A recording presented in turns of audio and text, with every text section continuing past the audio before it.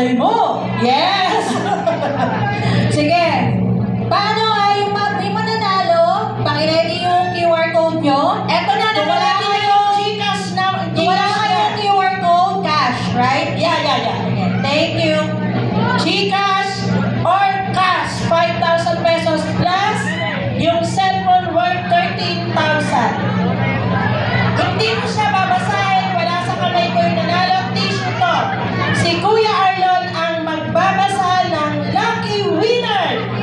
Palakpak ulit! Isa pa, yung malakas na malakas! Okay. Parang pinalo mo yung grand prize. Batch Batch 2011. level. Batch 2011. Wala na.